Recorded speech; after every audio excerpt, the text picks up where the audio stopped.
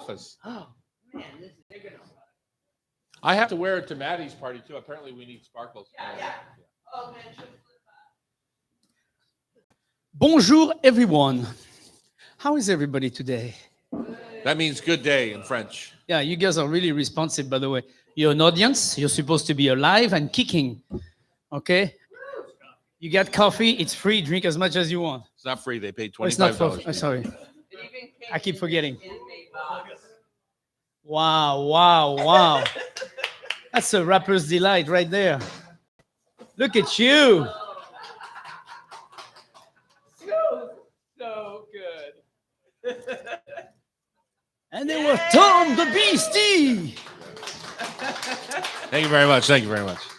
Now that's a decoration. That's incredible. That's a decoration you needed.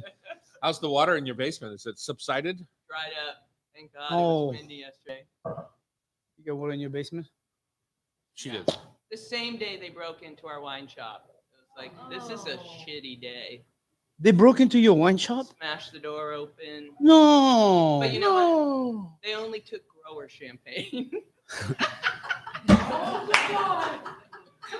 It was right by the Riesling, and they took the champagne. I can't figure it out. I remember the time that at Rovers, I had a shade build up because I had too much wine, and a shade build up with a padlock and everything. And then we got robbed, obviously, because when you see a padlock, if you're a robber, that's the first place you go to. And there was a wine refrigeration in there, wine refrigerated. And I remember the people who took the wine, it was one of those refrigeration where there was hundreds of bottles, and they just went randomly like this. One of them was a 1968 Burgundy. I was like, son of a... they probably put it in the gutter thinking, that's disgusting. I think I actually sold it for a lot of money. No, I would feel bad. That would make me feel better. Just knowing they took something really valuable, very happy really delicious, more importantly, and then they probably put it in the garbage. I was very happy to randomly draw that bottle. That was nice. Thought it was kind of you to leave it there for me. All right. All the ground rules are set. Did everyone take a peek at my mother's stove that I inherited when she passed in August? A 1955 Wedgwood. I went home and looked back at my 52 Roper and went, okay, mine is a piece of crap. Mine is trash compared to this. My job when I was growing up was to clean the stove and sweep the floor after dinner. So you did a great job, Tom. Obviously. Thank you very much. It's clean as a whistle. I love it. All right, here we are in the Hot Stove Studio in downtown Seattle. Hotel Andra, one of the prettiest hotels in the whole city. You can come and stay with us and be with this glorious audience that we have today here on Thursday morning. They are glorious. They're screamers, they applauds, they do everything. Chef Terry and I have turned on our campfire over here so we can stay warm. So that's gonna throw. I'm figuring out the thermostat. Well, good. Your last day is the 4th. I'm glad that you're figuring it out now. So that's awesome. We appreciate you. That is Pamela Hinckley, our producer. Sean is here, our technical director, and Sean Dottori is back in the studio at Cairo, who does our editing. I'm Tom Douglas. And I'm Terry Rotiro, the chef in a hat. And I guess I'm the only restaurateur here these days. Yes. Since you have essentially retired. It's nice to watch you from the sideline. Yeah. I know Terry sent me a nice note when it snowed last week in the ice storm. He says, I feel for you, bro. I know. I get nervous when I see snow still. I know. Because I used to hate, in my house, it was not allowed to word. The S word was not allowed. And that was a snow word because I was like, snow for restaurateur is like hell because we know everybody's going to cancel. You don't know if your employee are going to show up. It's a nightmare. One of the great things about being my age and my amount of time in this business is that when I had snow, we had snow New Year's Eve, 3 months after we opened in '89, our first restaurant, the Dahlia Lounge, and we had 240 reservations that night, and we ended up with about 20 people on the books after it started to snow. And I had brought in all the food and all that kind of stuff, and it about broke us. It about put us out of business. That's how on the edge we lived every day. Of course. As a brand new restaurateur. And so I now think about those people more than I think about Yeah. myself because we're more established and we can have a bad day and all that sort of thing. Yeah, So, exactly. but I it never does, will forget just those days. just like you just said, those same feelings come back. Unfortunately, the Angst. snow always come when it's time to just get a little bit of money in the coffer for January that usually is slower, and it's really terrible when I you- know. Oh, It's just angst. And, just like Kathy, probably, my wife loves the snow. I know. And it just makes My wife me is like, "Oh so my god, angry. oh beautiful!" I'm like, "Beautiful? That's a nightmare. Beautiful. That's It's a nightmare." Yeah, it makes me so crazy. This is our New Year's Eve edition of the Hot Stove Society radio show. And so thrilled to have you all here. Appreciate you. They're going to get a little tasty breakfast with their ticket this morning. And Chef Eamon back there, it looks like he's plating up as we speak. So a little something early to keep you satisfied.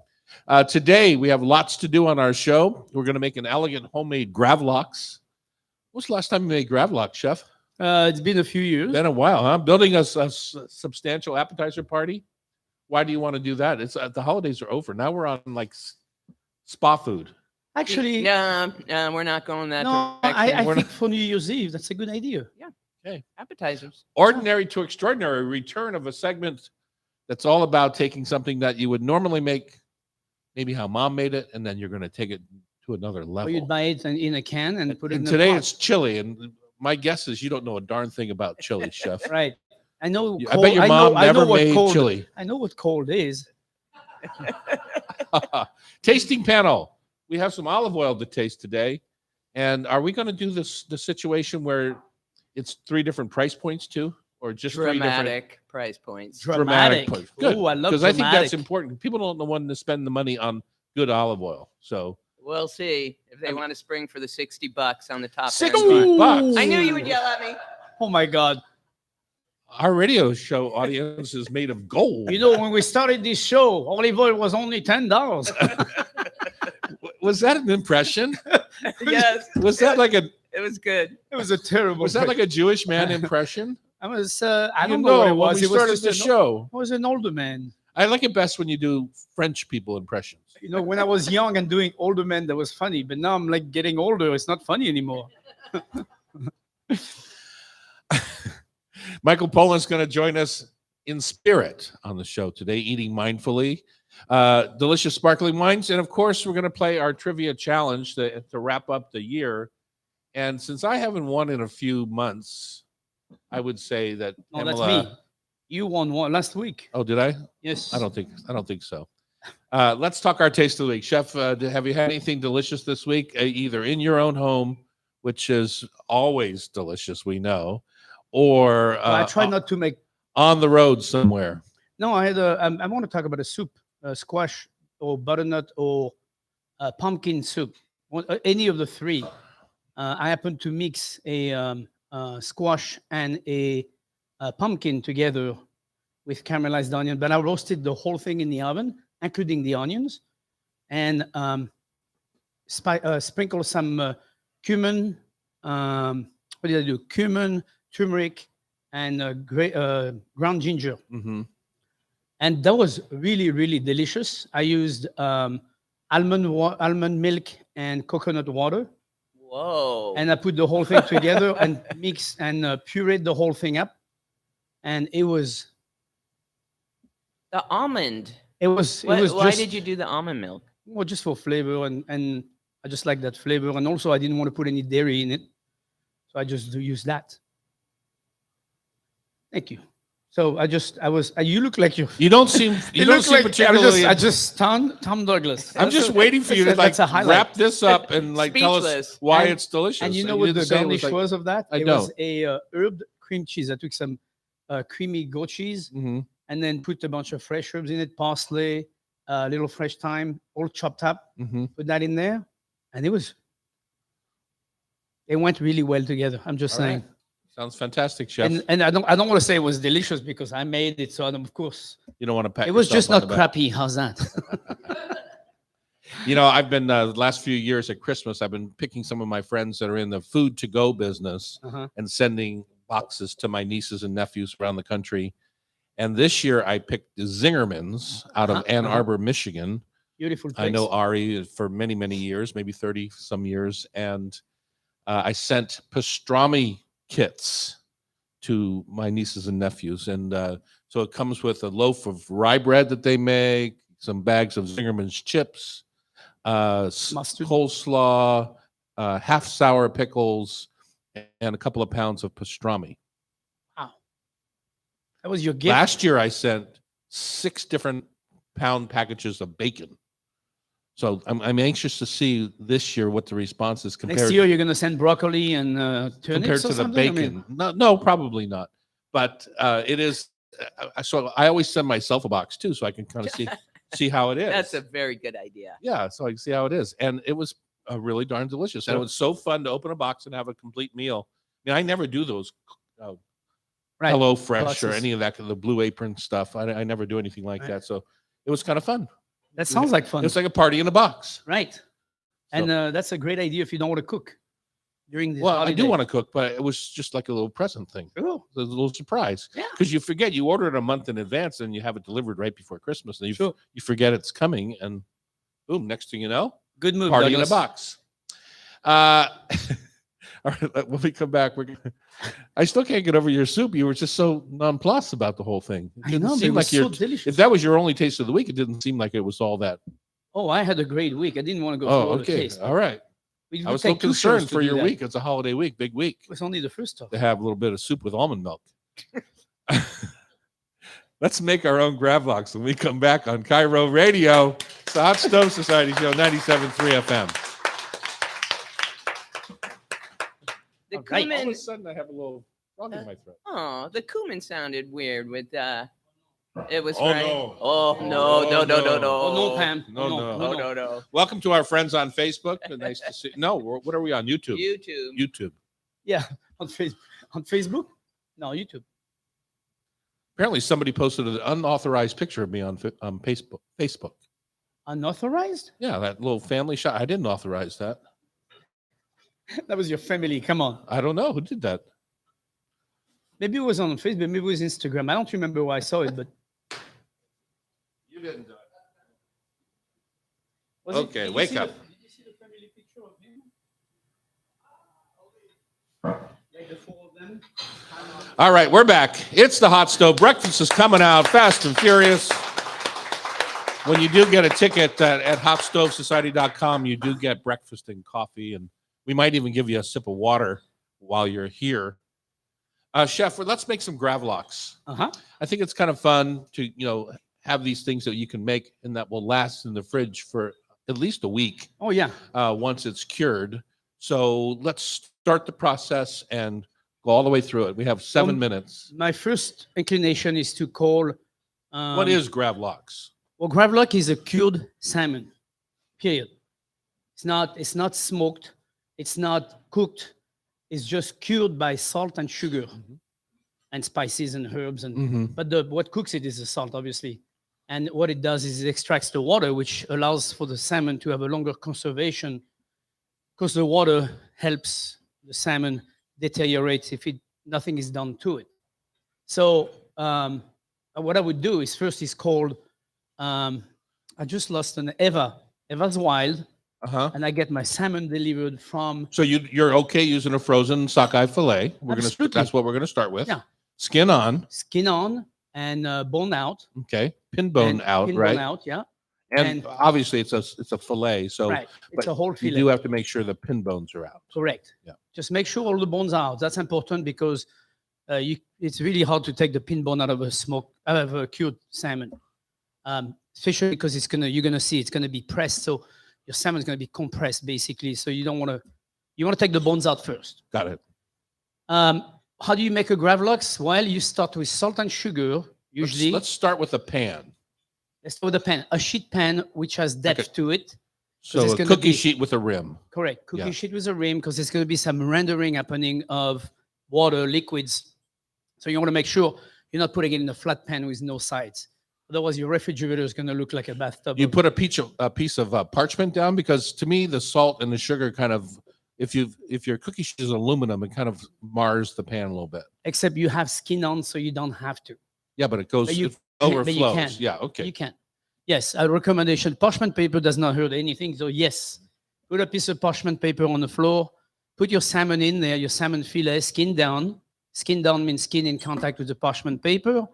So now you have the flesh showing the beautiful coho from Sockeye. sockeye. Pardon me, I do this every time.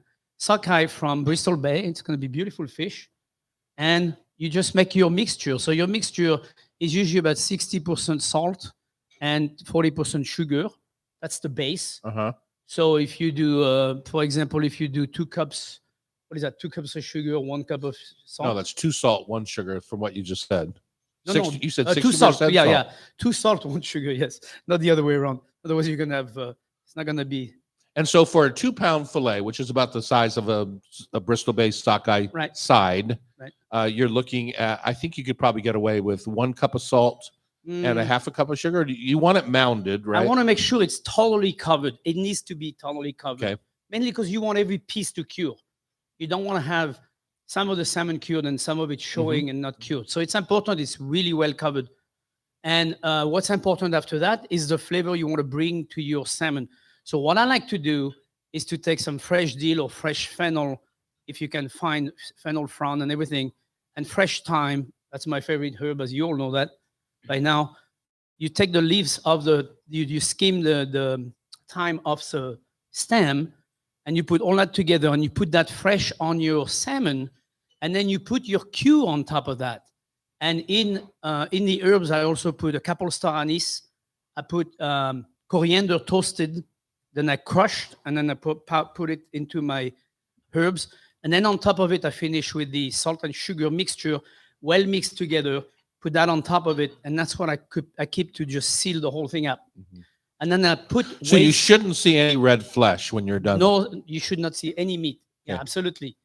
Then I put some weights on that. So on top of that, I put another sheet pan, or upside down sheet pan. So one has the side up, the other one has the side down, and I put a weight on that, like a can of tomato, a number 10 can, whatever you can couple find. of cans of tomatoes. I would say about 5 pounds of weight on top of that. And then I'll put it in the refrigerator or in the coldest place in your house. No, the refrigerator, please. And we're on the radio. Yes, put it in your fridge, make some room. And it takes this kind of process takes about 24 hours to just even between 18 and 30 hours of processing. You leave it in there, then you take everything out. You remove the salmon from all the melting sugar and salt and herbs.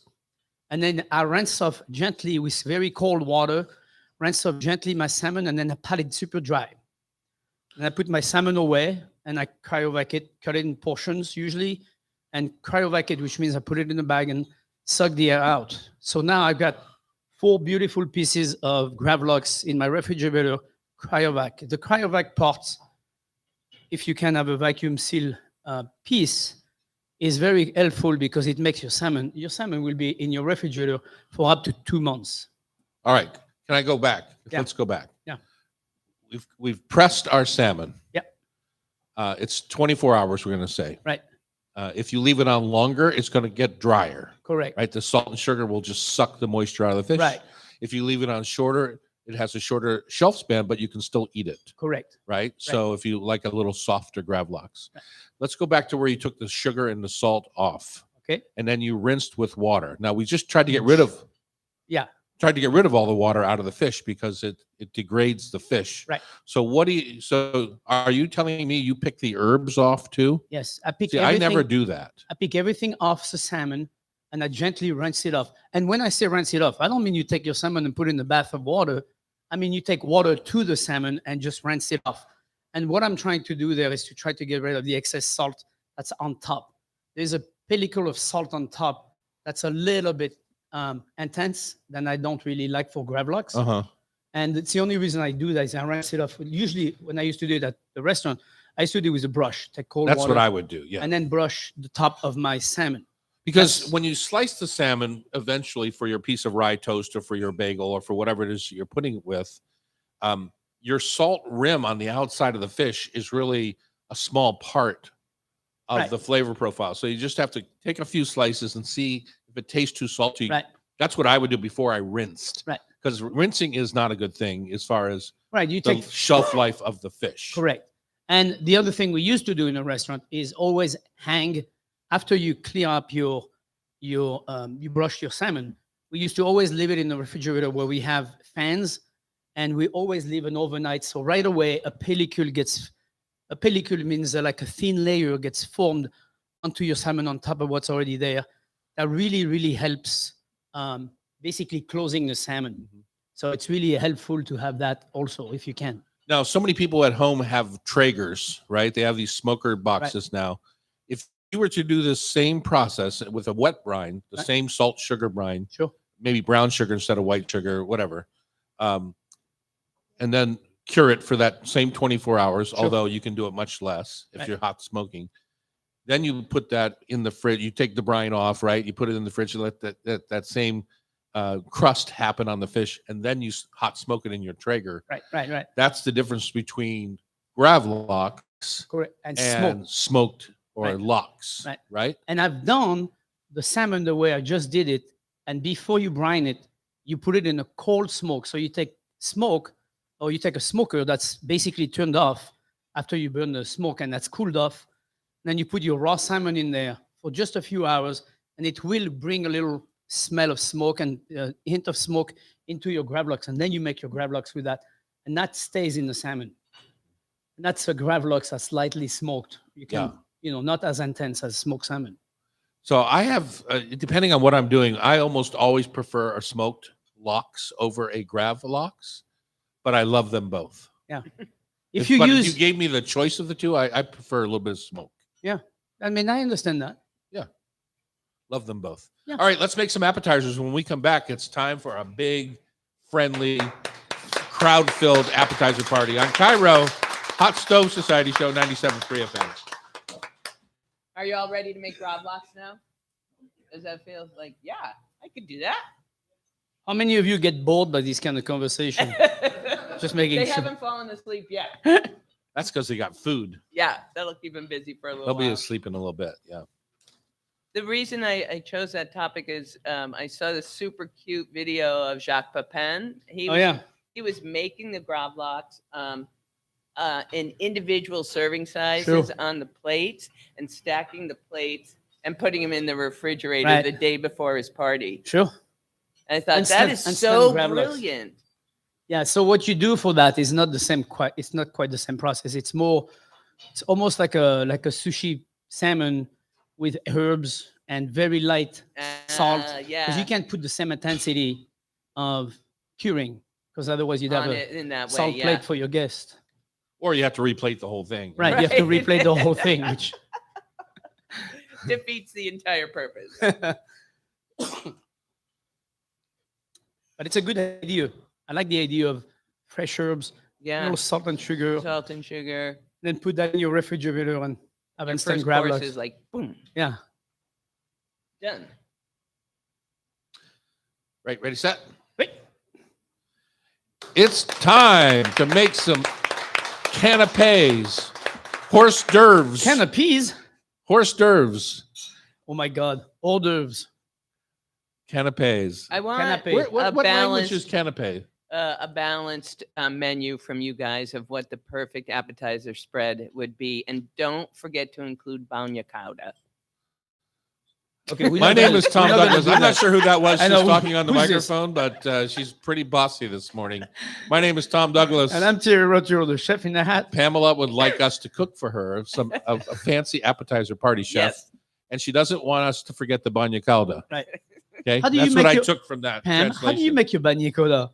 So much butter, equal parts olive oil, tons of garlic, stir in anchovy paste.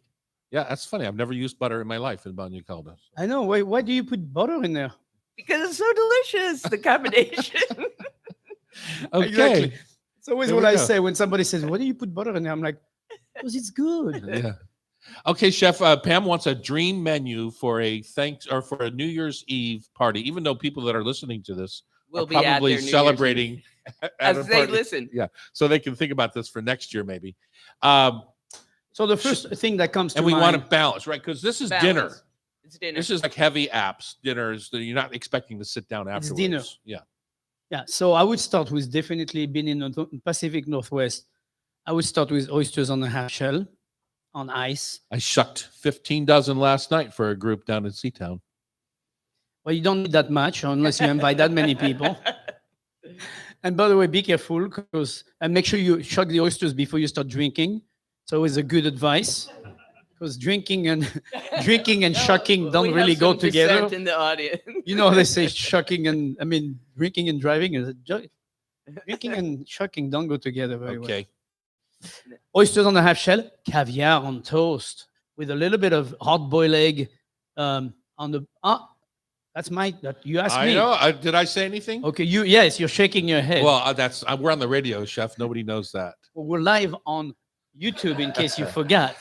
I'm going to starve to death by the time you make a few apps. Oh yeah, caviar, oysters, and then the gravlax that we talked about earlier. I think that's a must. Pointed toast, fresh butter on the table, necessary for anybody who wants some, with a big knife in there, and I think that's how I want to start. That's how and you a want bottle to of start. champagne, of course.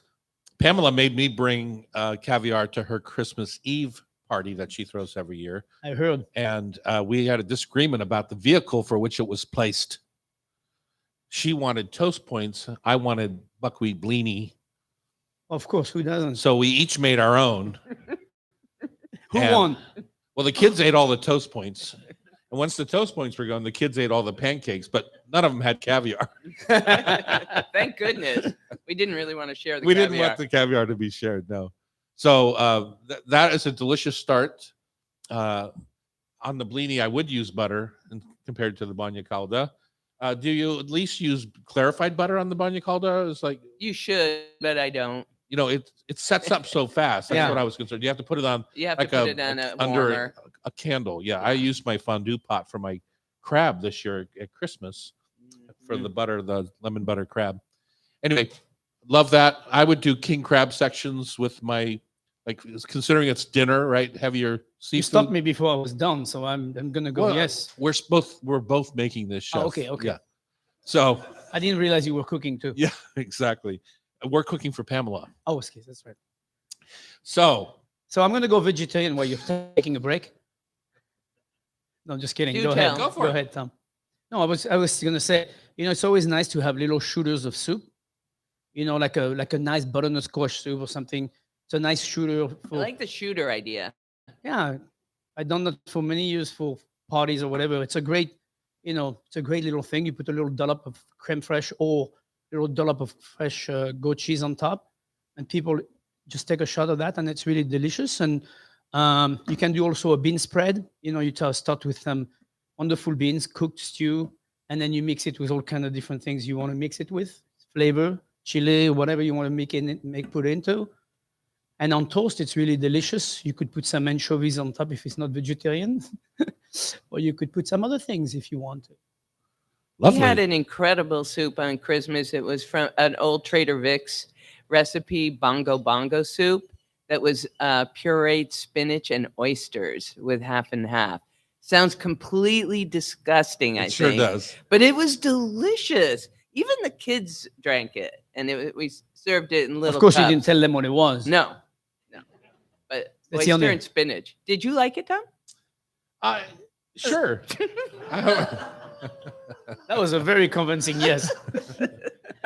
Most of the articles about appetizer parties have some central bread and cheese heated, like pretzel rings. There's Mhm. so many. This year there were so many like braided doughs that had a melty cheese or some combination of cheese and bacon, blah blah blah, and meant to be pull apart. So you could get some of the center and have the nice crunchy bits. I've never made anything like that, but it's Well, on my that's list. one of the good things about, we build these beautiful things called facettis over at the Dahlia Bakery. Mhm. Yeah, And they are inclusive of all the different ingredients. It's not really pizza, but it's like a pizza bread in a funny way. they're And fantastic. they're fantastic. But burnt lemon or candied orange or olive and herb or Tapenade is always something I have tapenade, as yeah. a in my sleeve as a last minute resort. I'm always like, Yeah. always have tapenade, ground olive or chopped olives, and you can add orange, you can add confit lemon, you can spiff it up as you want to. You can put anchovies in tapenade. That's also delicious. Well, we've got And- bagna calda, we got soup with anchovies, tapenade with anchovies, and bagna calda. It's anchovy days. Oh, we've got a theme here. Somebody's It's going like a to theme. An Portugal. anchovy party. So another important thing Someone's about going to an Portugal. appetizer party like this is people generally are standing, Right. and they generally have a glass of wine or a cocktail in their hand, and so you have to have finger food, right? Which is important. That's why Which I loved is- your shot glass idea Right. on the soup. Right. It's just that's something you Yeah, can just that's And that- brilliant. hold a glass of wine, drink your soup, and put it down. It is very important to remember the size of your appetizer or your Mhm. whatever you're doing. Remember, people have one glass in one hand. If you do something with more than 1 or 2 bites, it's on the floor. Nobody's going to touch it. That's the other problem. Then you see in big parties, you go and the caterer brought this cool appetizer or whatever that is, but it's this big and nobody can touch it. Well, it's a Definitely. couple of bites, and if it happens off, Yeah. you've got no way to kind of handle it, and it's stupid. You It's have just a tapenade on a cracker. I've seen that a before. 2-bite cracker, And yeah. it's like this big, and you're like, there's no way I'm touching this. This is going to be all over the floor, right? Yeah. Very important to think about the size. So one of my favorite little appetizers, especially when it's a dinner app or a large app thing, is popsicle lamb chops. And I just love putting a little foil around the bone, giving them a hard sear, and then it's something that you can eat, without Sure. without any trouble with a glass of wine in your hand. So Yeah, and a nice little something deep sauce on top. Or yeah, when I make them, I usually use one of my rubs. So I'll use the mushroom rub or something, or a it's fresh, flavorful enough. a little sumac, which is real lemon citrus, kind of Right. herb, and you can put an aioli or something on top, but again, you've got drippage, Right. and you got to be I careful. wasn't. Yeah, I was thinking more like a ground yogurt. When you make you just don't need tzatziki. it. No, you don't need it, but Yeah. it's It's difficult in a cocktail situation Right. to have a sauce on that. agreed with you Yeah. 100%.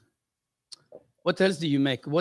So lamb chop is one good idea. Lamb chop, the whole roasted vegetable thing works pretty well with a Right.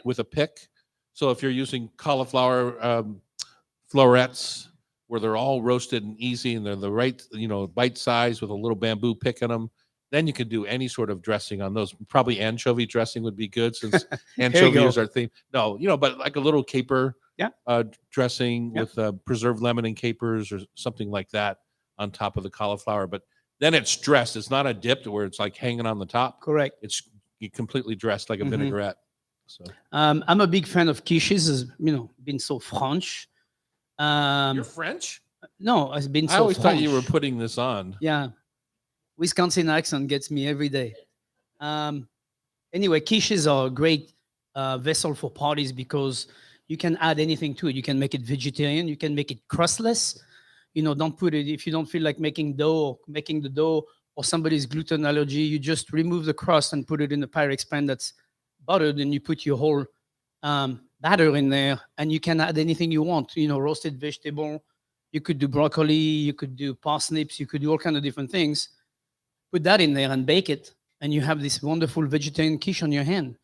You can do cheese, all kind of cheese in there. You can do bacon if you don't get vegetarian. So you can do all kind of different quiches, and that's a nice little move. Lovely. Well, Pam, are you satisfied, or do you want I more? I want to go to the lamb chop party. Our vegetarian queen wants to go to the lamb chop party. I love that. I love those little What's it take popsicles. to take chili to the next level? That's going to be a question for us when we come back here on Cairo Radio. It's the Hot Stove Society Show, 97.3 FM. Do we have any chili specialists in the audience? No. All right. You want to come tell us how to Come make to your the mic. chili? Come to the Before mic. Show. We want to hear. So you can use the chair to sit down. Get as close as possible to the mic when you talk. Otherwise, your friends are not going to hear you. Bacon-brie crescent wreath? Why didn't you jump in on that? Close. What the I hell? was trying to get there. Is he on? Nick, Go ahead. right? Yes, Nick. Yes. Nice radio voice. I Thank like you. it. Thank you. Thank you. So you want me to tell you my chili recipe? Now, I don't will get- in 1 second. Cool, awesome. I can't wait. Does it start with beans? No, Oh, cool. Good. I'm I excited. think you not the do beans. a pot roast. Excuse me? You start with a pot roast. No. Oh, okay. Nobody starts with a pot. Nobody starts chili with a pot roast. Even I know that, and I'm French. Last week where she didn't put a crust in the tart. You know. Nice, Pam. Nick, where are you from? Introduce yourself. Sam is our comic relief. I'm from San Francisco, California. Cool. Yeah. I love it there. All right. You came here to warm up? No. It's actually it's probably about the same, you know. Yeah, it is a little similar. Yeah, it's a little similar. You know, here's a little bit more chilly, but you know, it's just Pacific Coast weather, Sure, sure. right? All right, here we go. Ready? Yeah, Y'all ready? they're ready. We got to pop this up a little. We need some energy.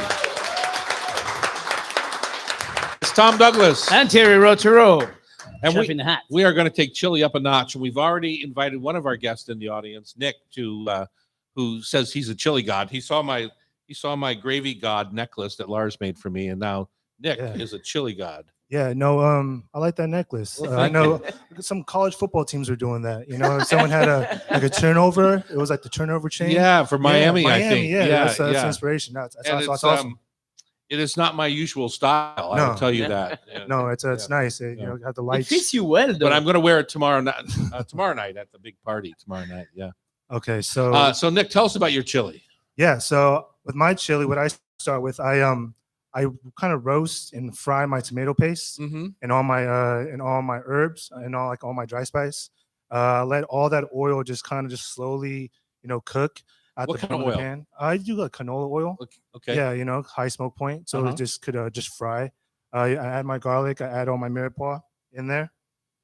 You add the beans. You add everything else. But with my meat, I was doing sweetbreads. So I was putting sweetbreads in my chili. Whoa. Yeah. So you know, I would have the beans and the ground beef, whatever. But you know, I think sweetbreads would take it up a notch. And you just do it at the end? Towards Yeah. the So I poach the sweetbreads. So I do Yeah, okay. I do the cuisson, right, and I poach it in the very acidic water, salty water, press it, and then take the membrane off, Mhm. and then just press. And after I press it, take the membrane off, just throw it in the chili, so it's already cooked. Right. Throw it in the end, so it doesn't like fall apart. So what do you Right. use for the chili part? chili Are part. you using any chilies or not? Are you using Yeah. any chili paste? Yeah, chili paste. Oh, okay. Right. Yeah. And using what chili kind of paste, beans do chili you powder. use? I use black beans. Okay. Yeah. Oh wow. I This sometimes use sounds garbanzo good. beans as well. Mhm. Right. Yeah, just to make it different. See, I would Right. use black bean too. I think it's a good. That is a tremendous idea. I love Yeah. them so much Yeah. more. And so, Corn. for our listeners who don't know, sweetbreads is the thymus gland of a steer, and it is considered a delicacy in many cuisines, especially It's- French. Right. Yeah. No, it's a delicacy. It's something it's kind of like Jack in the Box. You have to be raised with it. As in, I don't have any desire to go to Jack in the Box because I wasn't raised with it. That doesn't mean anything to me. Okay. But I like sweetbreads. you know, Nice too. transition, chef. Yeah, of Yeah. course. Sweetbreads are awesome. They're like one of my favorite things to Yeah. cook. Yeah. I've done for years crispy sweetbreads where you take the same principle of poaching them Right. and then you press them, skin them, or take the membrane off. And then you break them down and then you take brown butter and you just do sweetbread in brown butter with just a little bit of caper. Very simple. Chop parsley. You put that on the plate. Mm.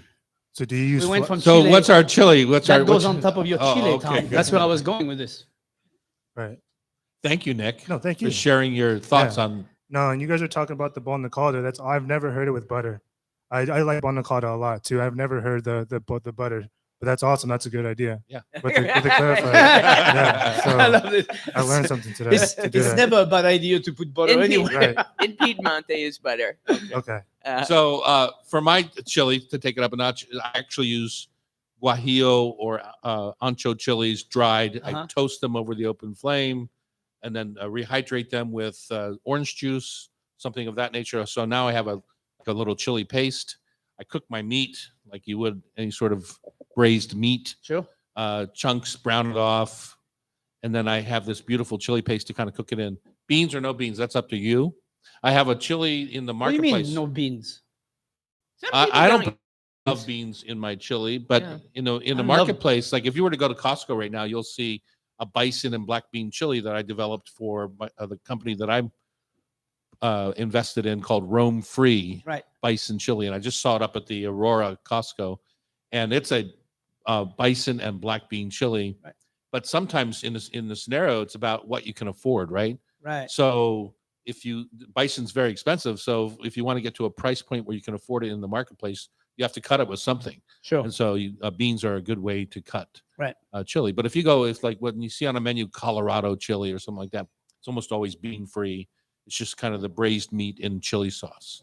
So garnish to that is what? Well, see, that's a big question for me. If I were to garnish it, a lot of people like raw onion and cheese on top of it. It's just not my thing.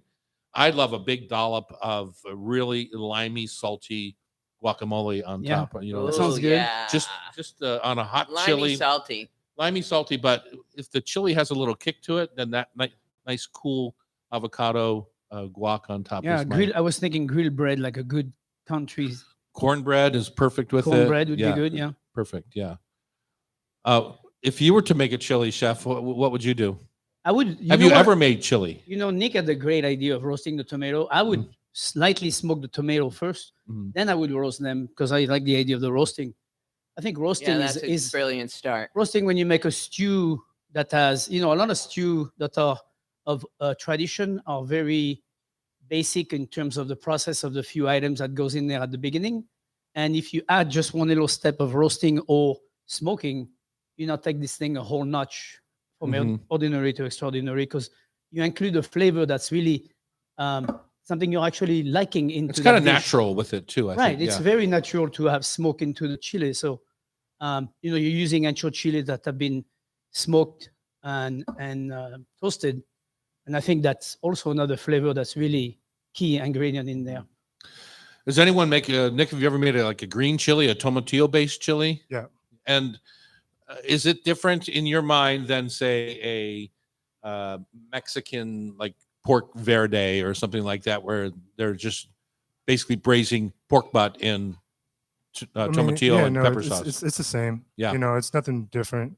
Because you're still doing the same technique of just combination cooking, right? Mm-hmm. So it's just braising, searing, letting this just cook in the verde or in the chili. So I don't see nothing different. It's just more so like what you put in it, right? Yeah. Right. So verde, you're just having it as a verde, but the chili, you're adding maybe beans, you're adding corn, So I think that's the only difference. Right. Right. So I must ask, where do you cook? So I got a couple jobs going, but my main job is I'm a chef in Alaska. So it's my Alaskan family over here. Hey! That's Eli, it's Mandy, Sham, and Neil. So yeah, we're just Welcome, over here Alaska hanging out. family. I cook up there. I've been the lodge chef up there for some time, and on my off season, I cook down at Stanford. So I'm a sortie chef down at Stanford. So you migrate to California during the winter? Is that what yeah, it was? no, but I'm based in California. So Oh, you are yeah. based in California. So I go back to in the wintertime. So I Very get to cool. skip all the snow. So it's awesome. Yeah. Lovely. So Yeah. Pamela, I'm going to ask you, since you're the hippie goddess of our environment, Yes. you used to run a vegetarian restaurant. You must have served a vegetarian chili at some point. Was it Yeah, always garbanzo based? It was it was barley and beans. Oh. It was So- terrible. Oh, You know what? You can make Barley it. and what? Beans? I'm sure yeah, you could small make white. a the Great delicious. Northern. What was the binder? Like It was tomato based, tomato based. and it had a What cinnamon was the chili? cinnamon It's called in chili for a reason. it. Just red chili flakes. Red It was chili. not something I'm proud of. No, I mean until you I would put do the, it completely until you put the differently meat now. in the beans. To me, it's a chili is vegetarian in the first place, so it's really easy to make a vegetarian chili and to make it good. Just Mhm. use all the process we just talked about. Just don't add the meat, Yeah. and you'll have a wonderful bean chili on your hand. Well, this was before I had learned so much from you guys. Well, I mean, people don't know this about Pamela, but she used to run a restaurant in her early 20s, right? Yep. Not the In romantic Willimantic, No, Hartford. Hartford, Connecticut. So, Yep. see, a lot of people don't know that about her. yeah. Nick, thanks for your time. Thanks, guys. Nick, thank you Yeah. so much Sharing and your good luck. experience.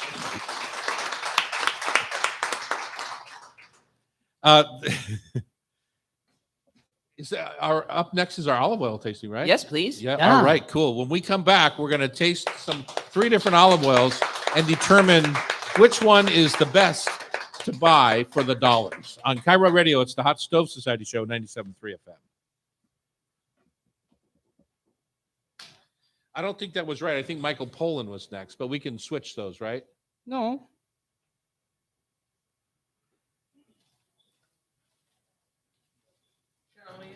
Oh yeah, maybe. No, Michael Pollan is on the second hour. We're ready. Segment 2. This is going to be segment 1 out of 2. The olive oil.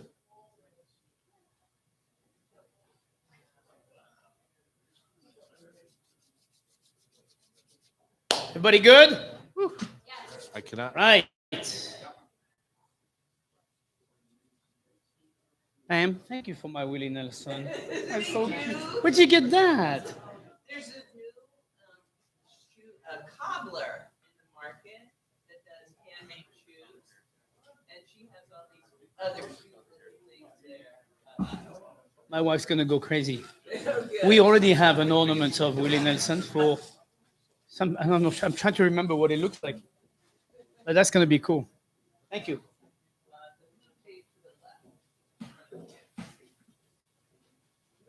That looks really good, Tom. Gravy gods. I got to remember to take it home with me.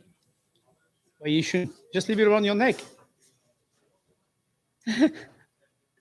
Walk around with that.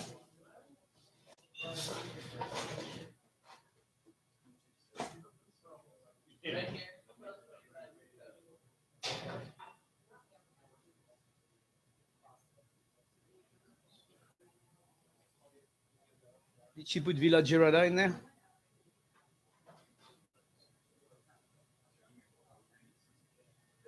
do you have Villa Girarda in there? No. That was. I do love that oil, but it was mostly to talk about the novellos. Yeah, I saw that. Not, you know. Is it a new? Is Novello new on the market? Yeah. Oh. Well, these two are from the 22 harvest, Got it. and this is the commercial Merlino one. Got it.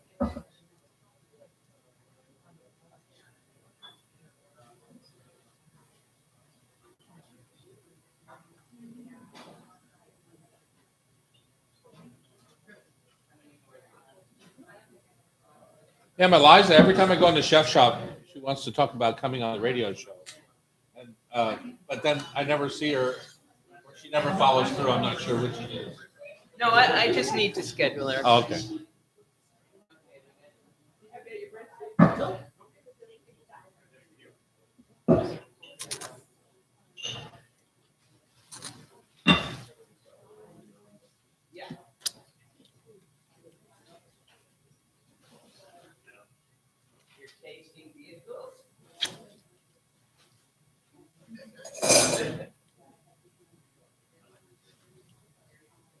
Thank God you put gloves on.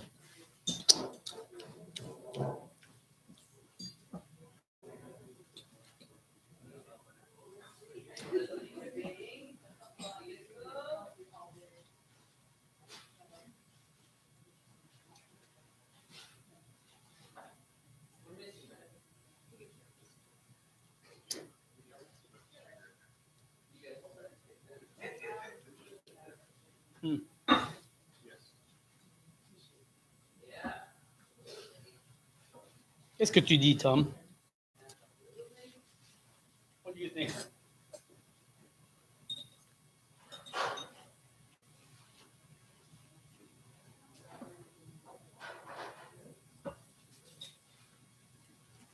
It's easier with the spoon, is what I think. Right.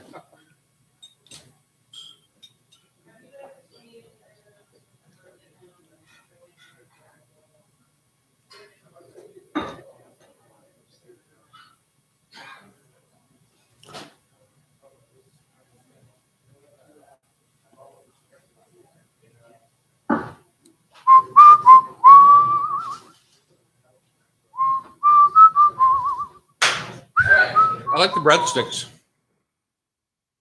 Christine, Vini del Vecchio Pollan. They're nice because they're not. What, they have a lot of bicarbonate of soda in there, I think, Oh, to give them that kind of lightness.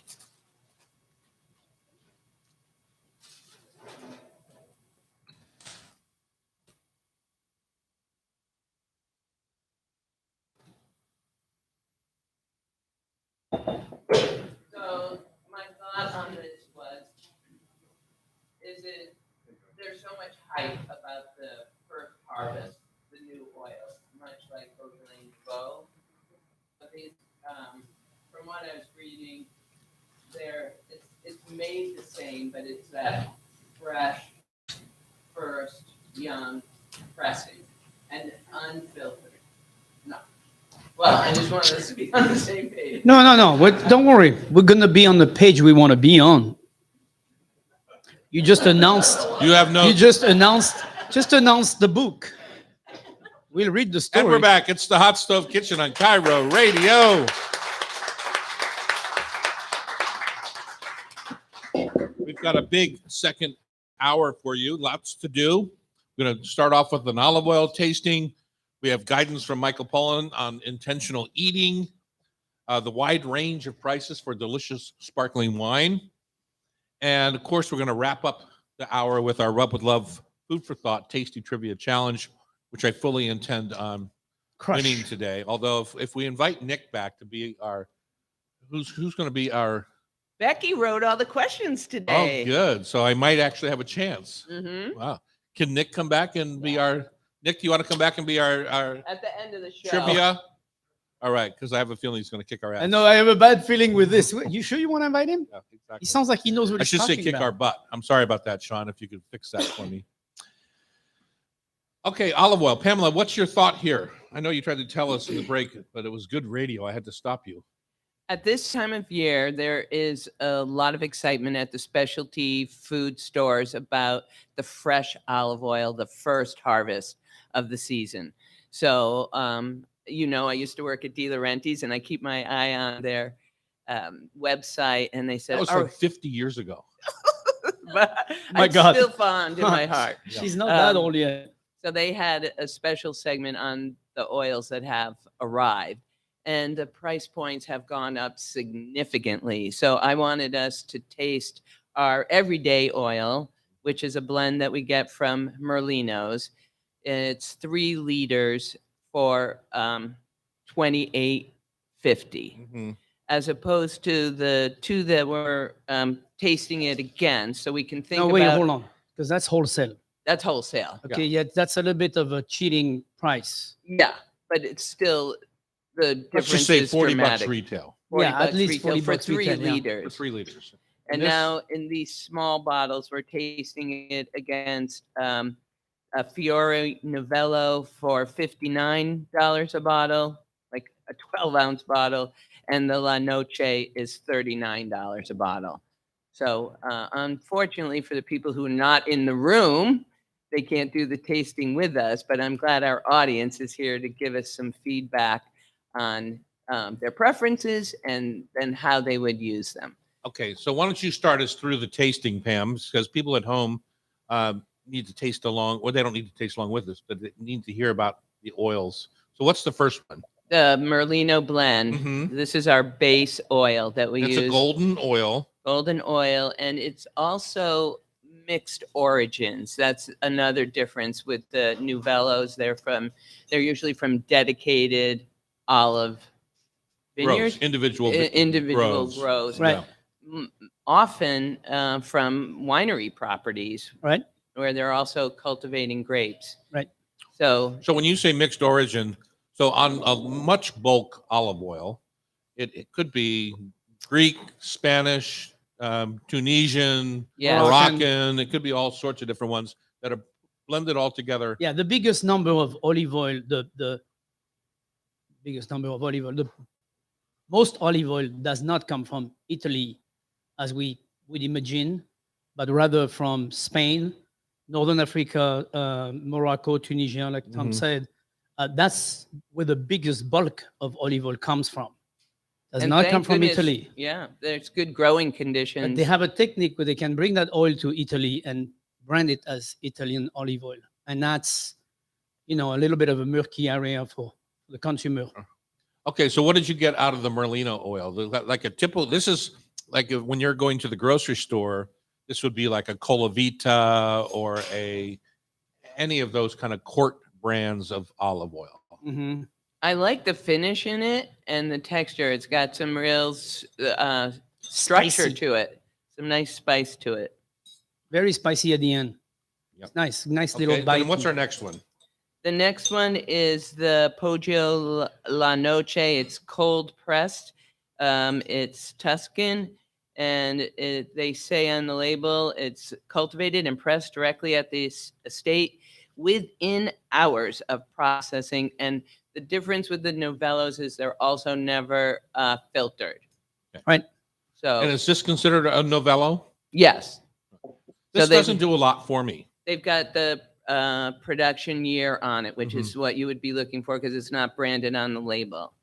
So this is $38 for a pint or so, 16.7 ounces. Well, It's- it's not even 16 ounces. 16.7, I think it is. Anyway, so It's very delicate. I expected Yeah. more from it. if you were to be using this, say, as a finishing oil on a bowl of butternut squash soup, to me, the soup would overwhelm this Yeah. oil. Correct. I would only use it on very fresh young Like maybe leaves. a piece Raw of fish. crudo or something Yeah, like crudo. that. Crudo would be brilliant Yeah. for this. Okay, and the next one. This is the fanciest one from a price perspective, and it comes in this aluminum jar. And this one is $60 from Domenica Fiori. And it does tell you that it's a novello on the label. And it's got the October harvest date. And it's got a little more punch to it. Yeah, for sure. It definitely sure. has a beautiful personality. I think it's very present. When you eat it, you have the first taste at the beginning. That's really nice and olivey. And then the finishing, a little spiciness, delicateness, but it stays in your mouth. I know it's Oh. got length to it. So it's got a nice length to it and it stay with you. I mean, to me, all I can think about is just a little, a little squeeze of lemon, pepper, and then salt, and then put that on top of endive. Right now in a winter salad, endive and some crunchy pears. Oh, Yeah, that it would be nice. delicious. I like the So idea here's of the pit. question, though, Chef. At $60 a pint compared to $10 a pint for the base olive oil, is it worth 6 times more? So these kind of items in any parts of the world or any markets, or my philosophy about this is go with what your wallet can afford, but before you go jump to the most expensive, educate yourself about your palate. Because your palate, no matter how much money you have, might not be able to recognize how good the olive oil is or why is it so expensive. We have the means to buy expensive things without having Not actually, everyone does, though. That's No, why they no. listen to our show. You're giving so them. that's one. yeah. My point is, in that philosophy, you still need to have a knowledge of how the things are. Now, if you can't afford it, I think the bottom one is perfectly fine. The Right, the Merlino mix of different regions. I think it's better than fine. I think it shows beautifully. Personally, the one in the middle, I would say if you have an issue with how much it costs, definitely don't buy it. Yeah. Because it needs very special, it's very focused. And I think it's demanding a lot for the consumer part. I think also I've been buying olive oil for 40 some years, 50 years. Never noticed a novello before. To me, it's a little bit of an incoming fad, a little bit like. Well, it started a few years ago. Yeah, it's not new, but I think there's a lot of olive oil. Most vineyard olive oil, most winery olive oil is crushed and bottled immediately, like Felsina or Coltabono or any of those kind. I think there's a little marketing ploy here. no, Oh, for sure. I'm not. Yeah. I'm Oh, not yeah. falling There's for a little it. bit of romance. Yeah. no, exactly. of course there's definitely a romance associated. If you remember the olive oil I gave you that I brought back from Morocco, that was a different. Yeah. I Another think the level. lesson of the day, though, is just because it's expensive doesn't make it great. Not necessarily, no. All right. Okie dokie. Here we go. I have no idea. I'm lost on my That's sheet true here. every day, by the way, for everything. Pamela, you're going to lead our next segment because you are a big fan of Michael Pollan, and he's got a new podcast out that you'd like everyone to listen to. I would. On Cairo Radio, it's the Hot Stove Society Show, 97.3 FM. And I watched it. That was long. You did watch some of it? Oh, yeah. Yeah. I went through it. What'd you guys think of the oil? Any observations? Oh, yeah. What is your take on it? Which one? Did you have a favorite? It's okay. Either one doesn't matter. I was just asking a question. And you don't have to have a favorite. You might like them all. Second one, you like it? Yeah. Yeah. It's good, but to me, the second one is the most discerning palette into the three of them. And I think it's a tough one for a consumer who's not, expanded in terms of how do you expand your palette? It's by testing things. Just like how do you expand your palette in wine? You just have to try many different wine and start classifying in your head what you like better and better. And, and your palate will change and adapt to what you're testing. It's the same thing with food. So it's very discerning that middle one is, to me, yes, I agree with you. It's very delicate. I appreciate the beauty, but it's very discerning for the consumer. Right. No, of course. Anybody else? What did you guys like? Did you guys like all of them? Any of them? Hey, you. Yeah. Number 3 is delicate. Yeah. Right. No, look, number 3 is easy to like, but it's also $60 a bottle. Right. But by the way, those olive oil that are those are finishing oil. They're not to be put into a pan that's hot and be destroyed within 1 second. These are finishing oil, meaning that either you're using for cold usage, like dressing, and if you do a dressing with it, keep it main focus on the olive oil. So just a little squeeze of lemon or a little bit of white wine vinegar or something that's not going to impair too much. And the acid is just to balance it up. But you don't want to put just, like olive oil like this with some mayonnaise or whatever, because you're going to lose it and it's going to not be an addition. It's also good to finish, like if you have a soup and you put that on top of your soup, that's really a delicious finish. Now you're going to taste it. On my Christmas soup, I forgot the olive oil at the end. It was a delicious soup. You know what? I do that all the time.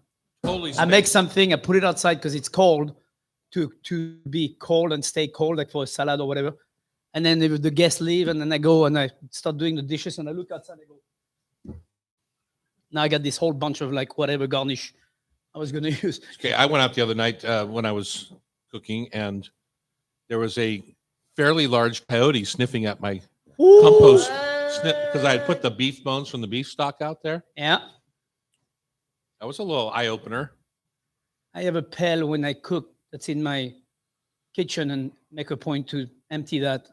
Yeah. And keep it inside, definitely not outside. The other morning I woke up because there was a coyote kill in our neighborhood. You can hear them all yipping like we do at the farm. We hear them when they make a kill, they all kind of get together and do this high-pitched yip. And there was one right in Blue Ridge. I mean, it was literally, I woke Jackie up and said, listen. And the coyotes are here. Well, it had to be half dozen because you could just hear them all. Whoop, whoop, whoop, whoop. They all get so excited. Imagine if they were to see me, they'd be really excited. That's dinner. Put that in the coffer for the year. That's dinner. You're burying an arm or two. That's not dinner. That's a Come back and banquet. get it later. That's like a buffet. It's like a Las Vegas buffet right here. Days of food.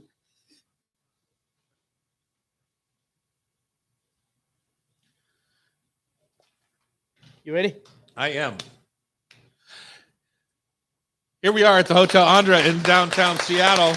It's the Hot Stove Society show from the Hot Stove Kitchens, where we do tons of classes and we have a ball around here. What a great holiday season with so many corporate events, people coming in and bringing their teams and enjoying cooking and hanging out with each other. Cooking together and competing. We've seen a lot of teams that get quite vicious. They want to win that. Merry Christmas, all right. Yeah, exactly. And not just teams, but we've had weddings here and rehearsal dinners and all sorts of fun things happen here at the Hot Stove. That's one of the great things about it is it's different every day. When I try to describe Hot Stove, this place to people, I say it's a feel-good kitchen. Because that's what it is. To me, it feels good in here. Yeah. Makes you come in here and you're like, oh yeah, I want to cook. It gets my for me also in the restaurants themselves. You're in the kitchen. There's a lot of people around it. It's a little bit difficult to be creative. This is Right. a very creative kitchen because you've got Sure. space. It's you've got in between classes where it's absolutely quiet, Right. and you can think. This is where I do my TV work. It's where we do our radio show. Sure. It's just a fun Diversified place, little very place, yeah. diversified and nice. How are you all doing? How's our audience doing today? Everyone's good? Good. They Pam- liked the breadsticks better than the olive oil. Well, those were actually kind of fun breadsticks. Again, they had a lot of bicarbonate of soda, I believe, in them to give them that lightness that they had. Okay, Michael Pollan, you are enamored with this fellow. I got to say, this is a sign of ignorance on my part, is I just haven't been all that up on what he's done lately. He made a big splash maybe 10 years ago or so, maybe longer. And then I have not kept up with him. So tell us where Michael Pollan is. He took a side trip into psychedelics. So. Oh, did he? Trying to understand what those Mushrooms. do to our mind. Yeah. But what he is recognized for. And so can you just give me a little history on Michael Pollan? Yes. Oh, yeah. Is that what you're doing? Yeah. Okay. By taking you through the books, the books that he's most noted for. The most famous one is The Omnivore's Dilemma. Right. And that is what leads us to today's subject, which is intentional eating, because his take is that we are supposed to be thinking about the food that we eat and the power that we have as consumers to influence food producers. So he wrote Food Rules in Defense of Food, Omnivore's Dilemma. He even did a kid's version of it. The Botany of Desire, where he studied 4 different produce products, and Second Nature. So he's a wonderful guide into thinking about our approach to food. But his newest project is on Masterclass. Does anybody have a subscription to Masterclass? I hear some fans back there. It's a wonderful website that has attracted spectacular teachers. And they offer courses in short segments, usually 15 minutes. My favorite one is probably by Bob Iger, who traces how he built Disney. So they have leadership, they have politics, but they've got a really big food and beverage section. And they have all the greats like Thomas Keller, Ottolenghi. I don't think Terry and I are on there. Not yet. I'm going to angle to get you there. No, she said the Don't greatest. they know I'm a gravy god? The greatest. When I send him the picture of the necklace, I'm sure we could get on there. That should get us right there. But it's a tremendous resource. And I've been talking with friends about things they've learned about cooking. Like Thomas Keller just does a segment on eggs. It's incredible that I know you could do even better, Terry, because you're No, not better. I think it's cool that he does a thing on egg. Yeah. I think it's So very French, but it's also very cool when American chefs start doing that, because it crosses that bridge of, eggs are so useful, man. It's like if you get good eggs and you keep that in your fridge, you can do so many things with that. Talking about intentional eating, that's where you start. You buy the good eggs to start with, and then you intentionally eat eggs in many different places of the day. Not the same day, obviously, but you can have eggs for breakfast, lunch, or dinner. Yeah. Yep. That is an excellent example. So the segment, Is that his a pun you series just is did? An excellent example. You didn't even know it, did you? I didn't. He calls the whole series Intentional Eating.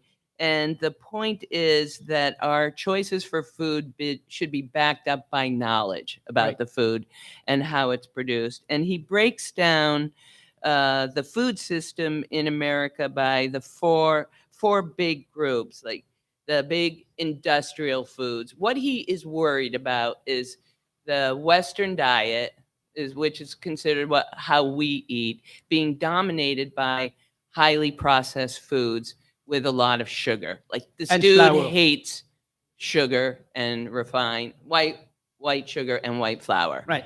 And it is the basis of so much of the majority of the grocery store shelves. So the second now that is growing, the second area of food sources that's growing dramatically is what he calls the big organics, like the Horizons of the world. Earthbound farms. Earthbound Yeah. farms and all those. So those have come about as a result of consumer demand, Right. because the food producers release over 20,000 new products every year, and they change it by what the trends are they see in the supermarket. So that's how, Earthbound and Horizon got such a big lift. But he makes a fine point of distinction in saying that there's another level of organic that he calls regenerative, Mhm. because most like Earthbound, Horizon are all more monocropped, Right. like the big industrial producers.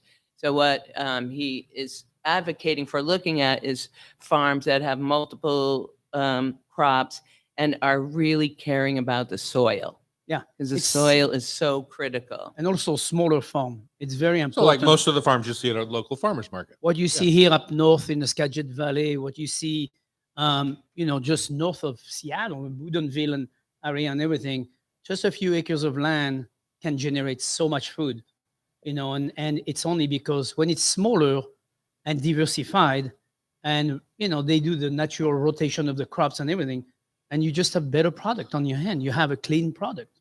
Yes, and the fourth group that he's also suggesting that you familiarize yourself to is what he calls the first person farmers, Right. farmers markets, and CSAs, so that you can know with great detail everything about the food that's being produced. So what I like about his class is that he puts forth a concept, Right. but then he gives you an assignment to work on. Starting, the first one was just keep track of what you're eating and what you're spending. Another example was grow some food, put some dirt on the counter, and get some microgreens growing to encourage that connectivity with your food. And he makes a strong case. There's one whole segment on what you eat is the most important thing you can do for your health. Right. The most important. You were able to watch a couple of the episodes. Sure. And what And was your one of biggest the- takeaway? My highest remark from him is, you vote 3 times a day by eating 3 times a day. Make your choices Make your choices. by your values and That's what how you much believe power in. we have as humans, is we vote 3 times a day. So That's the perfect takeaway. What a Yeah. nice way to end it. Yeah. We have Some of we- us vote more than that. Do the cookie breaks count? I don't know. well, yes, some of us just like voting. All right. When we come back, Pamela's going to take us through a little bit of knowledge on sparkling wine and maybe where to put your dollars this weekend for the big New Year's celebration or even for the new year itself. On Cairo Radio, it's the Hot Stove Society Show, 97.3 FM. No, I think my very favorite wine merchant in the world was supposed to do that. Is he calling in? No, he said he's coming by. But Becky Guzak's here. Where'd you go?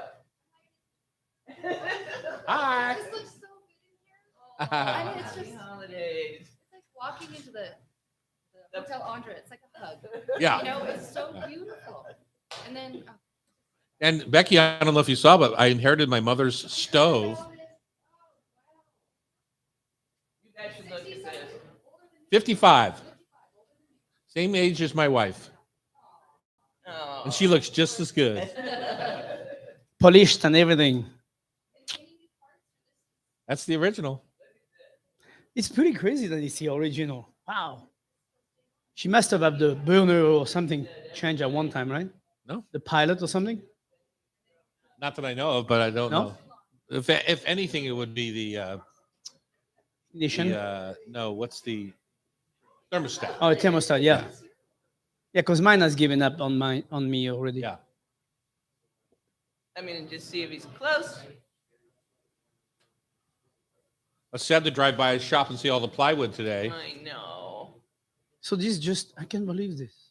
What do you mean? What can't you believe? I got broken into seven Oh, times. no, I know. It's just Yeah, it's just the way of the world right now. It's not just everyone wants to blame it on downtown Seattle, but it's all over the place. Oh no! Of Yeah. course, it's all over the neighborhood. Yeah. Like in my, if you read, Drive up Aurora all the way to Linwood, you'll just see plywood doors.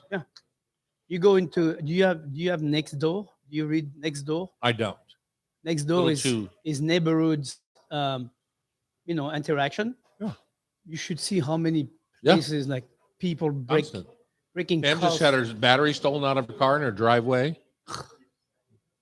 Yeah, I mean between. She did leave her garage door open though, and they helped themselves to this. Batteries and anything. If you leave anything in your car, it gets broken in.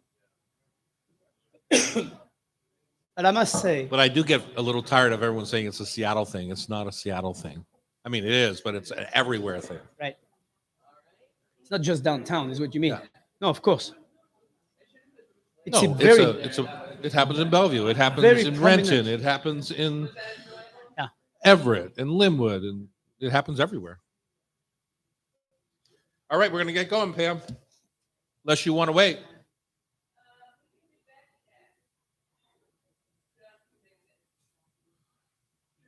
Oh, okay.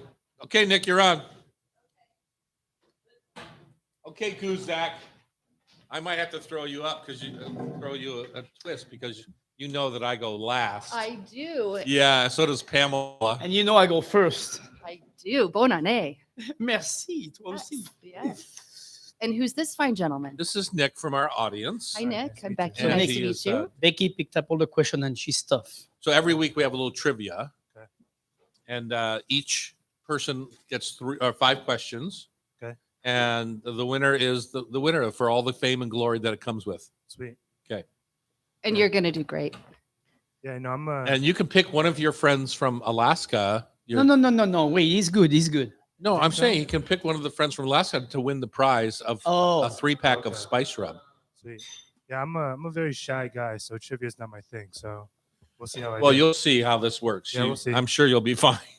it's not about being shy; it's about being smart. Oh and man, she's I don't know. We'll see. she's good at quizzing. Okay, I'm going to bring it in so that I can tell people. Okay. It's time for Food for Thought Tasty Trivia brought to you by Rub with Love Spice Rubs, made right here in Ballard at my warehouse in Ballard. They're an inspiration for international cuisines of our favorite flavor profiles. Keep your pantry stocked with a nice assortment so you have a quick and easy way to augment your meals. You can look for us at local grocery stores like the Met Market, QFC here in Seattle, Market of Choice in Oregon, or the fresh markets in the Southeast. If you can't find what you need in your area, please visit our website, or you can go down to Seatown. You know, we have 2 places that have all the different products that we make. Seatown, they're in the market area, and here at the Hot Stove. So there's no excuse. At tomdouglas.com. All right. We're going to play some trivia. Becky Guzak is our guest MC for the trivia today. The idea is that we each get 5 questions. The person who gets the most questions correct has the fame and glory for the rest of their days. And the person who is our guest, Nick, who was on the show earlier about the chili, it gets to pick from his crew the winner of our 3-pack of Spice Rubs, your choice of the combination. Okay, Becky, are you ready? I'm ready. It's going to be a fun one. It's themed with New Year's traditions, trends, and resolutions. Wow. Whoa. Okay, Terry, you want to go first so that Yes. Nick knows how this game is played? Resolution is what I heard. Okay, I'm gonna go with that. Okay, Terry, let's go. First one's multiple choice. Instead of celebrating with fireworks on New Year's Eve, which country's people prefer to smash plates on the doorways of their dearest friends and family for good luck? We've got Greece, Denmark, or Argentina. I'm gonna go with Who has the most- Argentina. Close. Not even. No. It's probably Denmark. Denmark. That's as far Yep. as far as it can They go. must have a from lot of China factories up Argentina. there in Denmark. I was thinking fruit. I'm like, Exactly. who's got fruit in the winter? But Okay. I was thinking about it too much. The Danes also jump off their chairs at the stroke of midnight, leaping into the new year. Wow. Which I hope they're not Please drunk. don't. Yeah, exactly. Which islands celebrate the new year by popping firecrackers to ward off evil spirits, eating noodles, which symbolizes longevity, cleaning so they don't carry their old life into the new year, and for some local families, pounding mochi. What island? Islands, yeah. I'm gonna go Japan. Hawaiian Islands. That's why that some was the little clue. You know, But- Hawaiian Island. They do the okay. I should know this. I'm Is- gonna get smacked for that. Is bacalhau a spice, a dish, or a cooking technique? It's a dish made with salted cod Awesome. And it from is Portugal. from Portugal, okay? And it's also a New Year's staple in Mexico.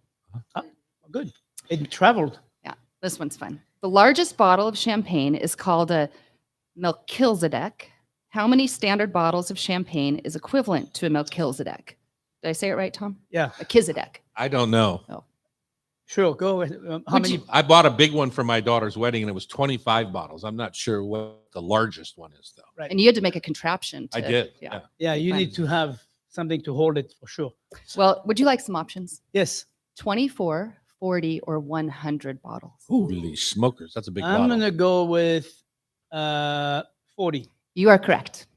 And it Wow. weighs 143 pounds and is 40 inches tall. Nice. A lot of bubbles. Okay, Okay, last one. Final question.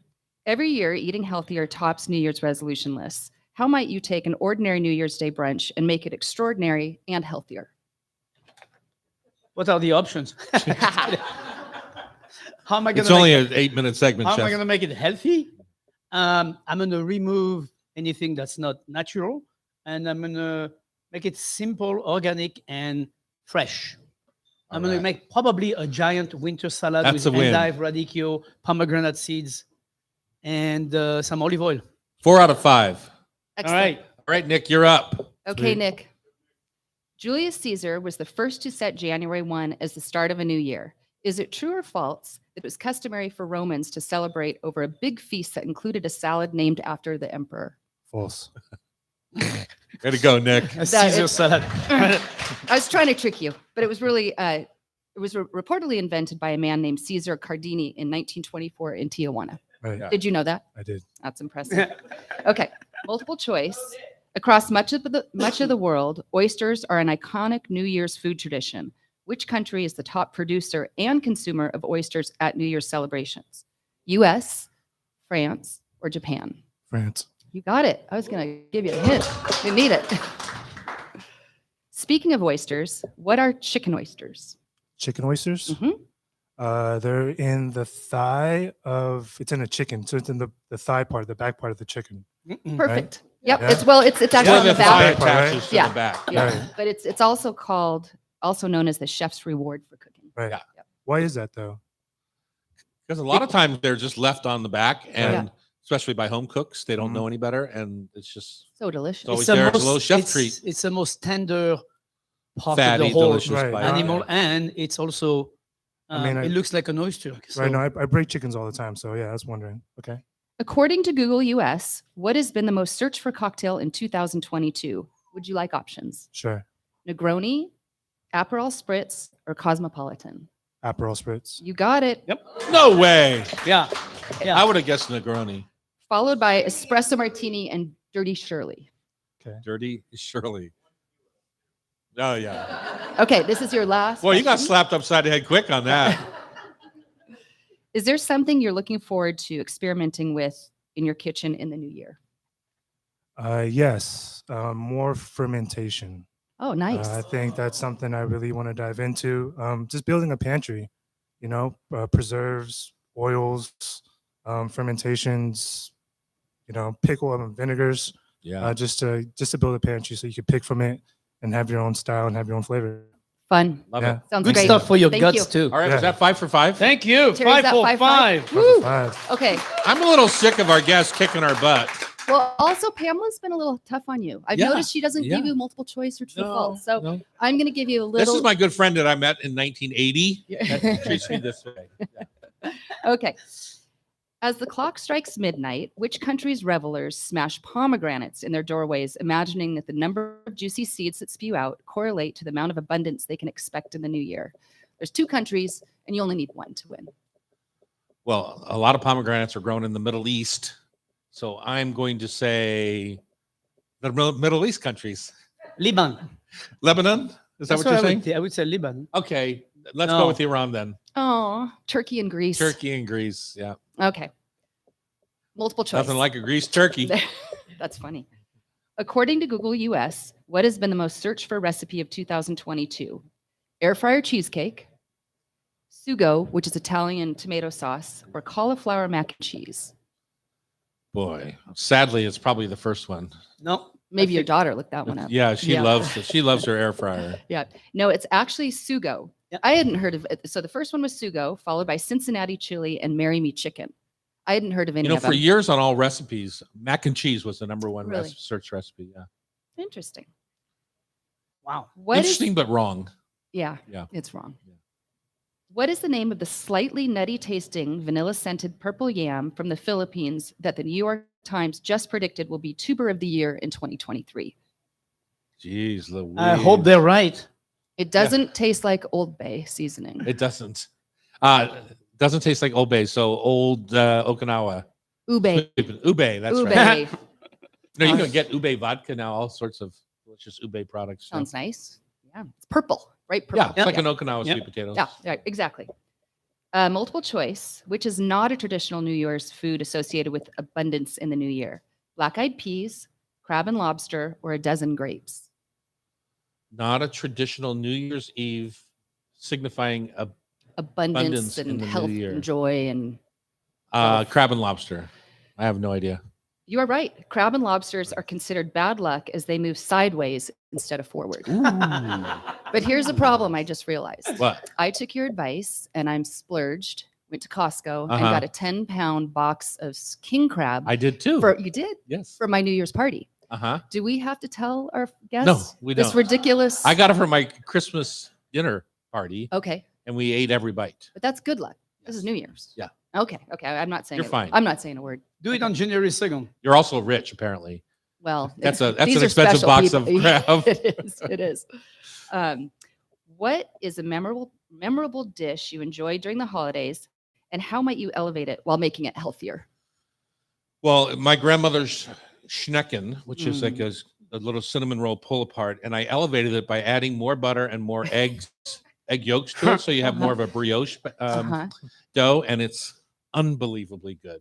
And healthy. Only for 5 hours. Oh, Yeah, because that's why it's healthy. Because after 5 hours, you have to throw it away, and then you don't eat it all there you go. if you haven't eaten it all already. Thank you, Becky Guzak, for jumping in on trivia. A good friend of our show. We're happy to have you here. Happy New Year. This show is, if you want to be part of the show, you can join the community on YouTube Live or Tom Douglas. Let's start that again, Sean. If you want to be part of the show, you can join the community on YouTube Live by getting there through Tom Douglas & Co. channel. Let's do that again, Sean. Okay. If you want to be part of the show, you can join the community on YouTube Live on our Tom Douglas & Company channel. You're listening to us on Cairo Radio. The show is produced by Pamela Hinckley. Guest producer Becky Guzak, Sean McFadden, and our editor is Sean Don't Call Me Del Torre. Remember, if you miss any episode of the Hot Stove Society show in Cairo, you can listen via podcast. Just subscribe with your favorite podcast app. Happy New Year, and thank you for listening all year round.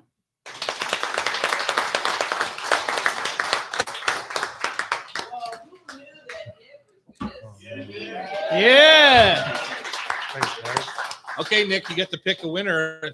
You can keep it yourself if you want. I don't know what kind of person you are that way. So, all right. Oh, after the show in the gift shop, you can pick any three. There's a red box to put it in if you want to gift it to somebody else, or you could keep it. All right. Thanks, Nick. Thank you so much, Nick. So now we're going to go back and do the bubbly segment. With, Oh, Mike is here. yay. Yeah. Hi, Mike.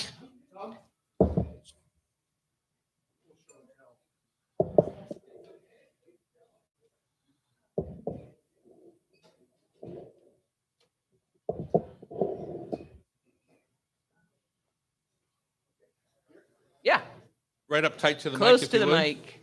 Are we going to drink that champagne? Or not just? How warm is it? I've been known to drink some warm champagne. No, are you supposed to open it or no? No, Let's start. he's trying Okay, get to it. take it back and sell it, Chef. Oh, yeah. Talking about the different methods of production, Sure. sparkling wine. Okay. Oh, illustration. Good. Right up tight there, Mike. Good morning, by the way. Good morning. Bonjour. I heard. Well, Sorry, it turns out a little knowledge goes a long way in picking out your sparkling wine. And today on the Hot Stove Show, that's exactly what we're going to gain is a little bit of knowledge. Mike Tier is here from Pike and Western Wine Shop. Happens to be the other half of the Hinckley Tier Oh, my darling husband. Yes, exactly. And Mike, you have brought a few examples of sparkling wine. First of all, why is it some sparkling wine and some is champagne? That's a great question to start with, because not all sparkling wine is champagne. Champagne is a very protected region in France, and they protect their brand with vigor. Mm-hmm. A good example of that is when I started in the wine business, non-champagne producers could produce a wine using the same method as champagne and call it champagne method. Uh-huh. They stopped that. So you can't even say method champenois anymore No, that's either. gone. Okay. Now it's method traditionnel. Okay. And we'll talk about that a little bit. So champagne comes from a very specific region of France, made from Pinot Noir, Pinot Meunier, 2 red grapes, and Chardonnay primarily. There's a few exceptions here and there, but and it's actually undergone a lot of changes in the past 20, 25 years, going to a more organic, small operator. There's still the big houses and they produce lots of great champagne, but there's a lot of smaller family-owned vineyards that have been around forever. They often sold their grapes to the big houses. So when you say big houses, you're talking about people like Veuve Clicquot. Well, Moet Hennessy, which is Yeah. Veuve Clicquot, Krug, Yeah. Moet. I mean, and there's a few big companies that have multiple brands. Okay. And they buy from all over and blend. These people tend to only make wines from grapes they grow, or even sometimes buy from family members in their region. And that's why they're called grower champagnes. Yes, Yeah, yes. Okay. But that's only the tip of the iceberg of sparkling wine. So I brought examples of 3 different sparkling wines. I want to talk about the methods because I think that's super useful to know. People often, why does Prosecco cost what it costs? Why does Champagne cost what it costs? And there's a lot of reasons for that. So the first wine you see here on the left, the black label, Prosecco. Most people know what Prosecco is. And it's become the hottest seller in. very, very popular. Oh my God, it's unbelievable. And even within Prosecco, there are now some interesting things happening. But first, let me talk about the method. Prosecco is made using what's called the Charmat method. And it's basically a tank fermentation. It's not fermented in the bottle. They ferment the grapes. They primary ferment is in an autoclave, and the second ferment, they add a little sugar and must, and leave it in the tank for 3 to 12 months. So a pretty fast process. As a sideline, that Prosecco, not all Prosecco is created equal. The main region of Prosecco, Valdo, I always screw up this name, Valdobbiadene, Mhm. is now going towards requiring organic certification to use that term, because Prosecco could be planted anywhere. The grapes, Glera grapes, could be planted anywhere. So there's the cheap Prosecco planted on the flatlands. This region where this wine comes from, it's all organic, biodynamic, hand harvested, native yeast fermented. So they put a little more care into it. It's just a little bit more expensive than the average Prosecco in the supermarket, but still under $20. The second method, and I think this is probably the hottest method right now, is called, most people call it pétillant naturel, but it's method ancestral. And this is the original way of making sparkling wine. And you'll see Pet Nat, you'll see method ancestral, you'll see method original. What it means is they begin with this next page here, refresh my notes. The wine is fermented only in the bottle. They put it in the bottle while still fermenting. It hasn't completed its fermentation in tank. They add a little sugar to it and finish the fermentation in that bottle. So the sugar is what causes the carbon dioxide, right? It causes the carbon dioxide. It's under crown cap, so it holds the bubbles in. The bubbles tend not to be quite as elegant as champagne bubbles because it's a faster process. You can use any grape you want. This one we have here is from Austria. It's a blend of Gruner Veltliner, Riesling, and Pinot Blanc. Oh, that you, sounds delicious. You can make pet nat, as it's called now, from anything and from anywhere. So you'll see a lot of them on the market. What you'll often see, but not always, is it could be a little bit cloudy because some people don't remove the results of the fermentation. Like in champagne, they remove the dead yeast cells before they add the dosage and put the cork in. That isn't always the case with pet nats. So depending on your predilection for cloudy wine or not, you either stand the bottle up and just pour it till it turns cloudy. Some people shake it up and drink it that way, or some people do ferment it. These are, like I said, quickly made wines. They're very fresh, very bright. They often have a little bit of residual sugar because there's no second fermentation. It doesn't ferment all the way to dryness, but not a lot. The acidity is usually plenty high, and they're meant to be festive and fun. I find it, one aside, I find it interesting that this method that is so fast and quick compared to champagne can often cost 3/4 of what a good bottle of champagne costs. So now the champagne method, or method traditionnel, starts with a dry base wine. It's just probably pretty acidic. You wouldn't want to drink it. They then put that in this bottle with a little sugar and yeast to start the fermentation. And it undergoes a fermentation like with the pet nat in the bottle, but it's left in the bottle much, much longer. In this case, about 30 months. And it's not unusual in vintage champagnes to be in the bottle for anywhere from 3 to 5 years before they release it. So it's a much more laborious process.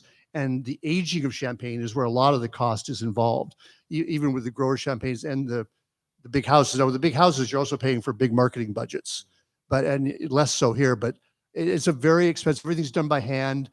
Everything's done, when they want to pop the cap and do the final dosage, Dosage being a little sugar it's a water. little sugar solution. And Yeah. sometimes they use must from the same grapes now. Right.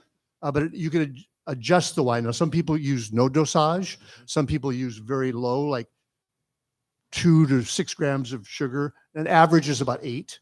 It's still considered a brut. But you have to freeze the cap, so you lose a little wine. Use the dosage to fill it back up, and then you put the cork on it. And even after that, they will often keep it for anywhere from 12 to 24 months before they release it. So you're really paying for the aging, and you get a much more, I think, complex, rich. You get that yeasty, bread doughy quality, longer flavors, and really tiny, persistent bubbles. So they're all good in different ways, and I think they all have, like, Prosecco is so popular because I think it's light, fresh, easy to drink. Pet nats mixable, Yeah. and you never have Yeah, to, that's important to remind people. If you do a prosecco, it's easy to So put orange juice or whatever you want to put in your Yeah. in your champagne or your sparkling. and you don't even Get need to spend prosecco to do $20 on it. Try to find a dry wine, a dry Prosecco or Cava from Spain, Right. and use that for your blend, your base wine when you're Mhm. mixing. Don't We're- use great champagne for that. You're just No, wasting money. So what about the big California ones that are in the marketplace, like Cook's or Corbel, or Those are all- those are all fake kind of Charmat bulk process. yeah. Charmat, which means Fermented in tank, in tank. large quantities. Then and they I- bottle it, and I then they bet add they- CO2, and then they put a cork. And I guarantee they're adding a fairly high dosage because those are often fairly sweet. Right. And they're not aging them at all. No. Right. So that's why some people say, well, I don't get a headache when I drink good champagne, but if I drink too much Cook's, Yeah. I felt terrible the next day. There's a lot of sugar involved oftentimes, whereas there's very little sugar in the average quality champagne. And if it says 0 dosage or no dosage, that means there's no added sugar and it's bone dry. And those are too dry for me. Some of can- those, I they- bought some last year. Blanc de Blanc. They can be, aging helps with that. What they call lees contact, leaving in contact with the yeast. And also, I think that always used to be true with 0 dosage champagnes. But with the warmer climate in Champagne, they're getting riper fruit than they've ever had in their history. So they're a little more generous now, but those wines will also age. A lot of people think you no need to age champagne, but you can age champagne. It develops very nicely. When you get into the very high end, the Tête de Cuvées, the Dom Perignons, the Roederer Cristals, speaking of marketing budgets, Yes. Is it really worth the money to take that next step up? Up to a point. There are some great smaller champagne producers that are hard to find. One particular one is Jacques Solos. Mhm. His wines can range from $200 to $500 a bottle. And I've only had the cheaper ones, but they're incredible. Dom is still reasonable, though we've seen big prices on Dom.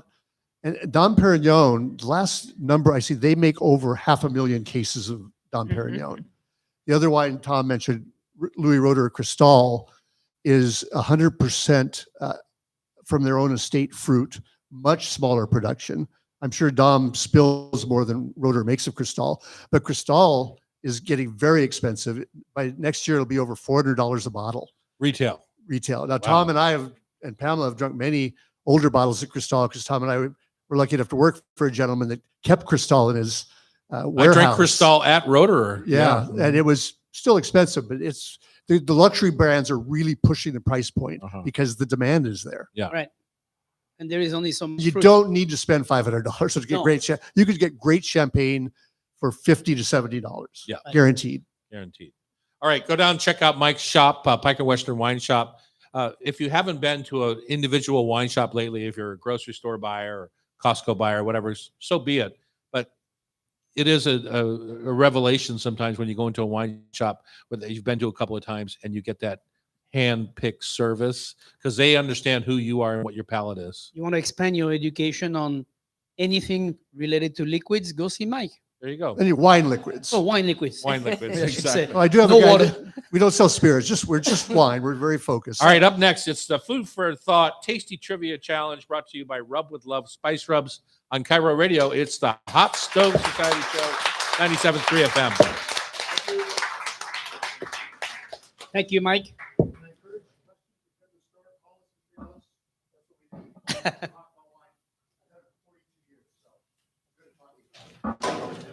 We saw that. You guys were wonderful. Thank you. Thank you so much. We do the. We have hold one on, thing hold on. before you go. We have to do our promo, Oh yeah. which needs total silence, unlike the rest of the show. You done coughing? Amy, that includes you, sir. Hi, I'm Tom Douglas. And I'm Thierry Rocher, chef in the hat. This afternoon on the Hot Stove Society radio show, create your own spin on gravlax.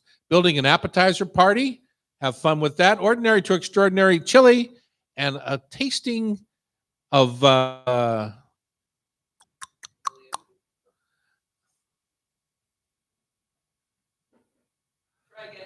I think so. Olivo, just to say this. Hi, I'm Chef